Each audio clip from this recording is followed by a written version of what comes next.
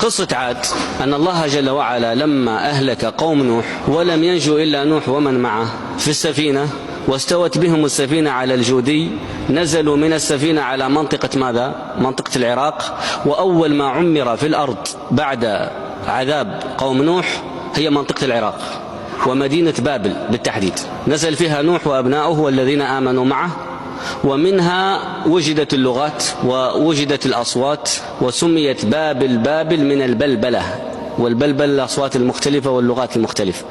فكان فيها سام وحام ويافث أبناء نوح الثلاث والذين آمنوا مع نوح، كل أولئك تفرقوا في الأرض. سام وهو أبو العرب توجه صوب الجنوب، الجزيرة وما حولها، أبو العرب واليهود والنصارى. حام وهو أبو الأفارقة توجه غربا نحو القارة الأفريقية. حام وهو أبو شرق آسيا والصين وغير ذلك توجه شرقا. هؤلاء الثلاث هم آباء البشر بعد ذلك، ذريتهم الباقون، ذرية نوح. سام هذا ولد له أولاد، منهم إرم، وإرم ولد له عاد، وعاد ولد له عشرات الأولاد، كل ولد ينتمي إلى عاد. فمنهم ثمود، قصة ثمود ذكر عادا الأولى لأنهم هم عاد الثانية. قال الله عز وجل كذبت عاد. متى بعث لهم هود؟ وكيف بعث؟ وكيف كانت حياتهم؟ أما هم فقد أعطاهم الله أجسام قوية جدا طوال، حتى أنك إذا رأيت الرجل تحسبه نخلة من طوله، ولهذا قال تعالى كأنهم أعجاز نخل خاوية من شدة الطول والقوة، حتى إنهم قالوا من أشد منا قوة.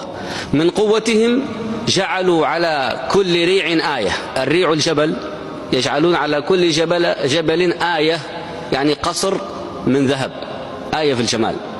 وإذا نزلوا للبر بنوا خيام من ذهب، أعمدة من ذهب. وهم الذين ذكر الله عن مدينتهم وقال إرم ذات العماد التي لم يخلق مثلها في البلاد، أعمدتها من ذهب، مدينة من ذهب، الأعمدة التي تقوم عليها المباني ذهب كلها خالص. حتى إنهم من شدة بطشهم وقوتهم وتكبرهم شقوا في مدينتهم أنهار من ماء وخمر وعسل، يريدون أن يفعلوا جنة في الأرض، فتكبروا تكبرا عظيما. وكانت مدتهم يعني إذا جاء الشتاء البرد ذهبوا للمدن فوق الجبال، وإذا جاء إذا جاء الحر صعدوا على الجبال، وإذا جاء البرد نزلوا للسهول. فهؤلاء بعث لهم هود عليه الصلاة والسلام، فبدأ يدعوهم إلى الله، وجحدوا وكفروا.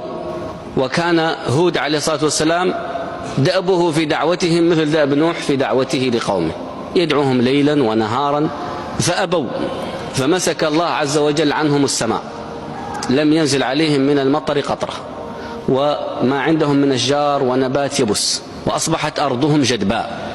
فقالوا لهود إن جاءنا المطر آمنا بك، فجاء مطر ولم يؤمنوا، فاشتد عليهم القحط بعد ذلك. وكذبوا هود وقالوا لولا رهطك لرجمناك، يعني كان هود ذو مكانة في قومه. فكانت آيته المعجزة التي جاء بها لهم أنه قال لا أريد حماية رهط ولا شيء، أنا متوكل على الله. وإن كان عندكم شيء، إن كان عندكم قوة وأنتم أولو القوة، فليمس واحد منكم شعر من رأسه، يتقدم أي واحد منكم.